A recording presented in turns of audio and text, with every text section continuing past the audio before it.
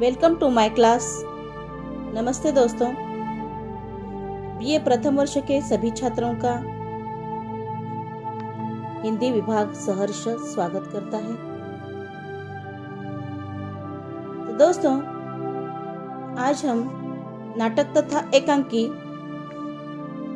प्रश्न पत्र क्रमांक 4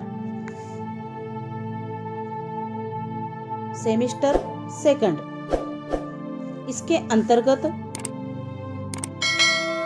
बहू की विदा विनोद रस्तोगी द्वारा रचित एकांकी को लेकर ही चर्चा करने वाले हैं। तो दोस्तों, इसके पहले वीडियो क्रमांक 1 में बहू की विदा एकांकी का सारांश और एकांकी के उद्देश्य को लेकर हमने चर्चा की ही है। तो आज के इस वीडियो क्रमांक 2 में बहू की विदा इस एकांकी की कथा वस्तु को लेकर और साथ ही शीर्षक की सार्थकता को लेकर भी चर्चा करने वाले हैं। तो चलिए दोस्तों, शुरू करते हैं बहू की विदा एकांकी की कथा वस्तु को। तो दोस्तों, बहू की विदा इस एकांकी में भारतीय समाज में व्याप्त दहेज प्रथा और रूढ़िग्रस्तता पर गहरी चोट की गई है। दहेज प्रथा एक ऐसा अभिशाप है जिसने कई लड़कियों की जिंदगी बर्बाद की है। आज समाज में महिलाओं की दुरावस्था का प्रमुख कारण दहेज प्रथा ही है। दहेज मध्यवर्गीय समाज में शिष्टाचार और मान सम्मान का विषय बनकर परस्पर व्यवहार, प्रेम और मानवता आदि को नष्ट कर रहा है। दहेज के लालची वर पक्ष की लालसा लड़की वालों से कितना भी लेने के बाद थमने का नाम नहीं लेती। परिणामतः लड़की वालों को दहेज के लिए अपना घर बेचने पर मजबूर होना पड़ता है। तो एकांकी के जीवनलाल भी इसी प्रकार का चरित्र है, जो बहू और बेटी में अंतर मानते हैं। अपनी बेटी को सावन में अपने घर लाना चाहते हैं, परंतु अपनी बहू कमला को बिना 5,000 रुपये लिए उसे माँ के घर विदा करने के लिए तैयार नहीं है। इतना ही नहीं, अपने आप को नाकवाले कहकर कमला के भाई प्रमोद को अपमानित भी करते हैं। उनकी बेटी गौरी को भी ससुराल वालों ने भाई रमेश के साथ विदा नहीं किया। तब जाकर जीवनलाल जी की आंखें खुलती है और वे बहू कमला को विदा करने के लिए तैयार हो जाते हैं। तो बहू की विदा एकांकी दहेज प्रथा से संबंधित समाज की जो दोहरी मानसिकता है उसका चित्रण करते हुए बेटी और बहू को समान मानने का संदेश यह एकांकी देती है। तो दोस्तों, भारतीय समाज में व्याप्त दहेज प्रथा और रूढ़िग्रस्तता पर बहू की विदा एकांकी इस तरह से गहरी चोट करती है।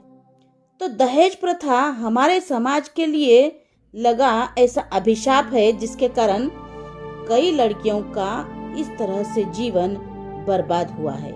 तो दहेज मध्यवर्गीय समाज में इस तरह से शिष्टाचार और मान सम्मान का विषय बनकर परस्पर व्यवहार और प्रेम और मानवता को इस तरह से नष्ट कर रहा है।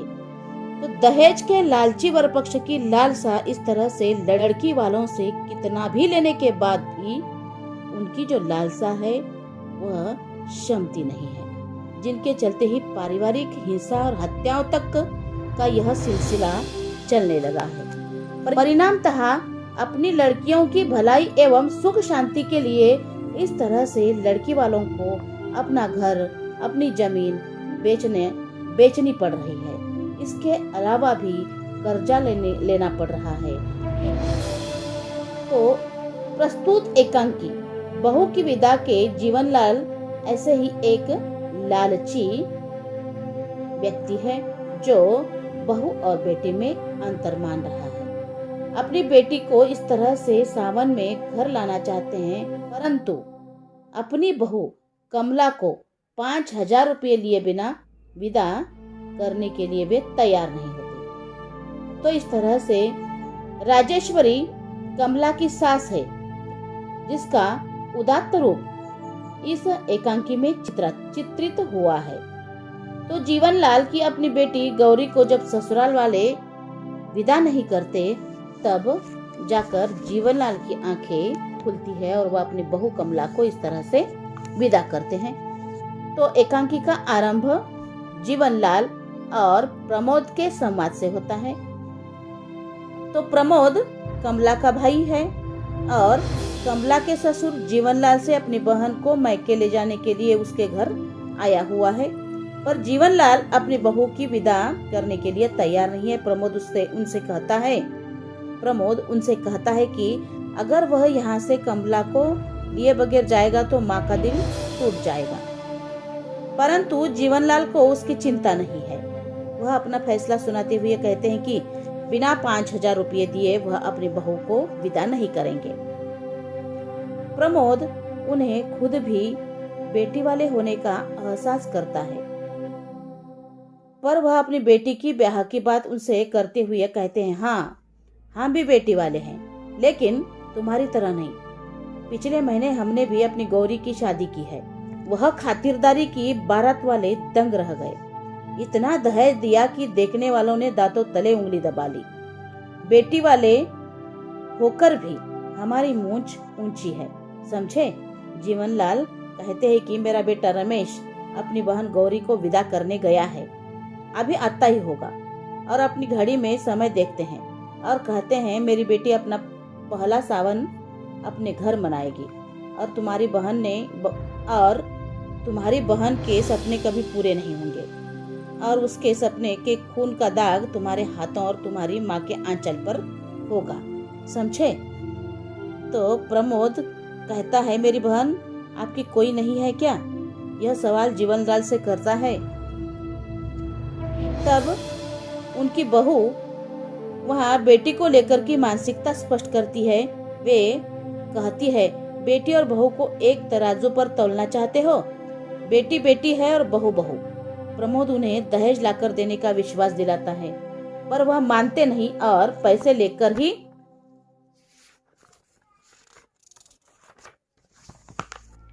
विदा करने के लिए आने को कहते हैं।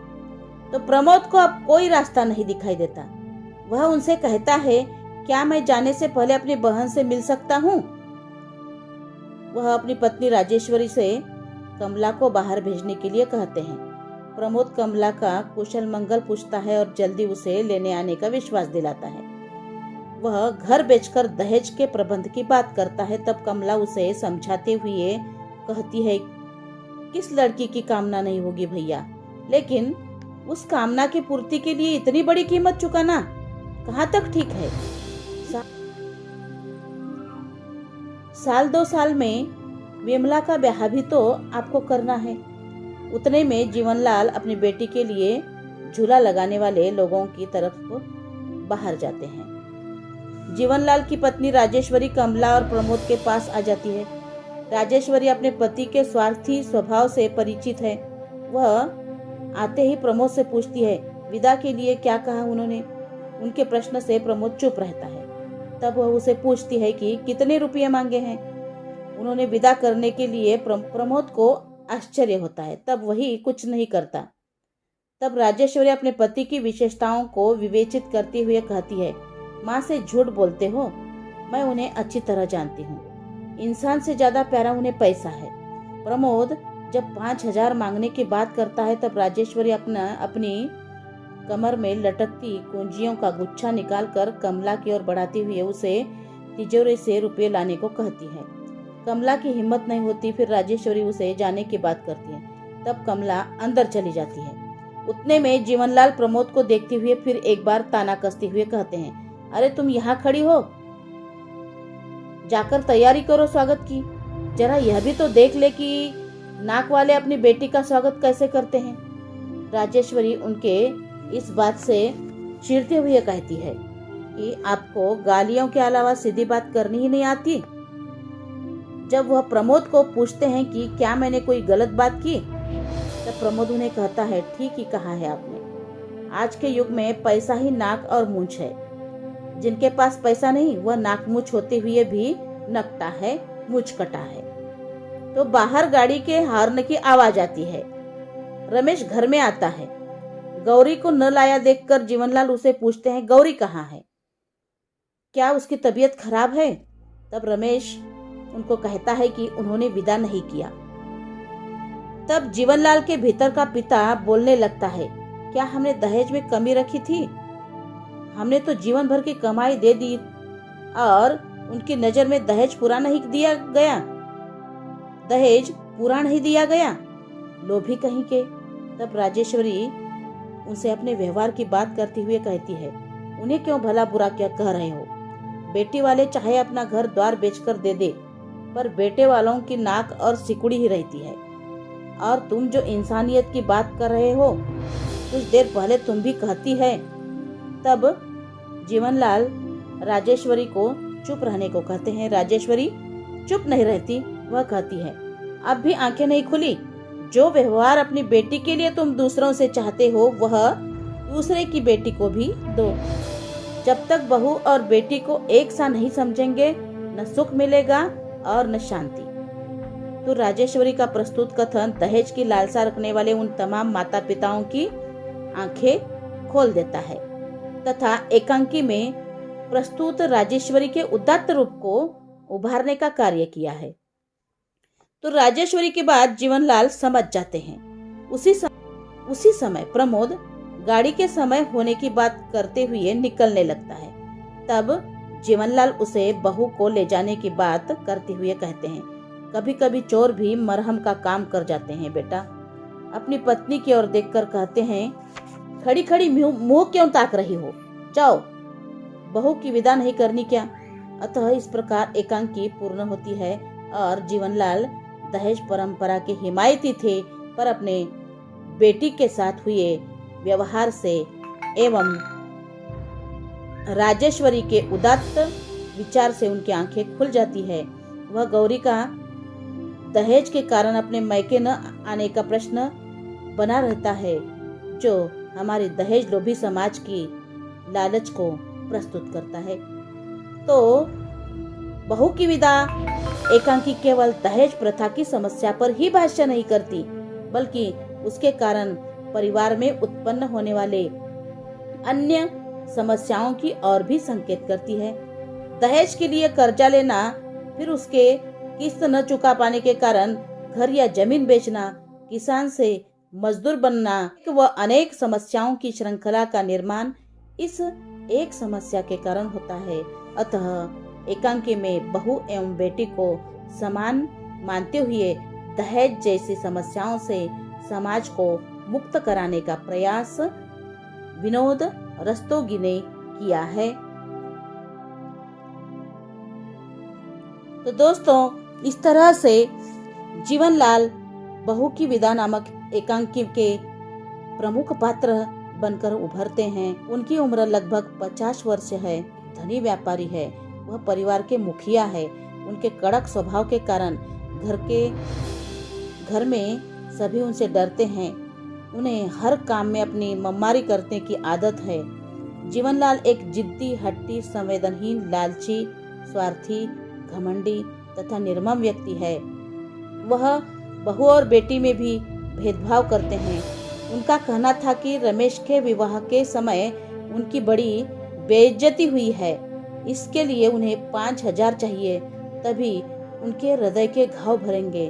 पर उन्हें धक्का तब लगता है जब उनका बेटा रमेश अपनी बहन की विदाई कराए बिना खाली हाथ लौट आता है, क्योंकि उसके ससुराल वालों ने भी कम दहेज के कारण विदा करने से इनकार कर देते हैं। इस बात पर जीवनलाल का हृदय परिवर्तन हो जाता है। वे कमला को विदा करने के लिए तैयार हो जाते हैं और इस तरह से एकांकी के अंत में जीवनलाल को अपनी गलती का एहसास भी हो जाता है। साथ ही कमला जीवनलाल की पुत्र वधू व प्रमोद की बहन है और उसकी उम्र 19 वर्ष है। उसका विवाह अभी कुछ महीने पहले ही हुआ है। जीवनलाल दहेज की कमी को लेकर उसे पहले सावन पर मायके भेजने से इनकार कर देते हैं और उनका भाई उनको लेने आता है, लेकिन जीवनलाल 5,000 इस तरह से मांगते हैं। अतः कमला एक सुंदर, सुशील, विनम्र, धैर्यवान और समझदार विवाहिता है। तो दोस्तों, इस तरह से बहू की विदा एकांकी शीर्षक की सार्थकता को लेकर भी हम चर्चा करेंगे। तो बहू की विदा नामक एकांकी विनोद रस्तोगी जी द्वारा लिखी गई एक प्रसिद्ध एकांकी है। यह एक पारिवारिक सामाजिक पृष्ठभूमि पर लिखी गई एकांकी है। इस एकांकी के माध्यम से दहेज प्रथा की बुराई का चित्रण किया गया है।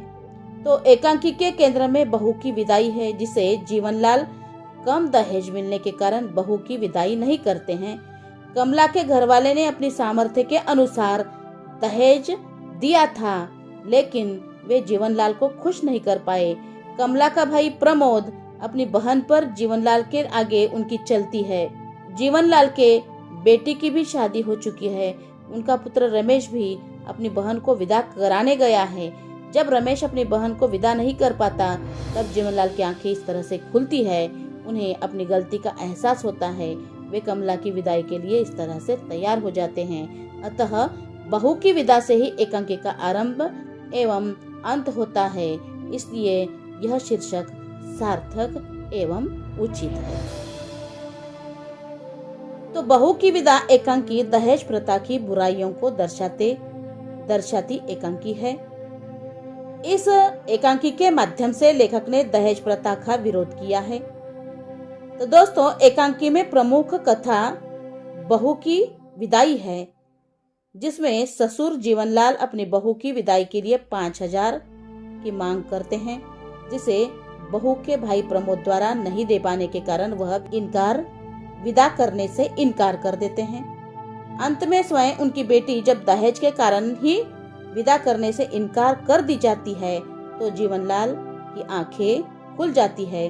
वह कहते हैं कि चाहे जीवन भर की कमाई दे दो, लड़के वालों की मांग पूरी नहीं होती है। अंततः उनका हृदय परिवर्तन हो जाता है। लेखक ने दहेज प्रथा को समाज के लिए अभिशाप माना है। लेखक का यह भी मानना है कि बहू और बेटी को समान मानना चाहिए, तभी पारिवारिक गृहस्थी शांतिपूर्ण व सुखदायी होगी। अंततः एकांकीकार विनोद रस्तोगी अपनी एकांकी बहू की विदाई के माध्यम से दहेज प्रथा की समस्या के प्रति पाठकों को जागरूक किया है। धन्यवाद।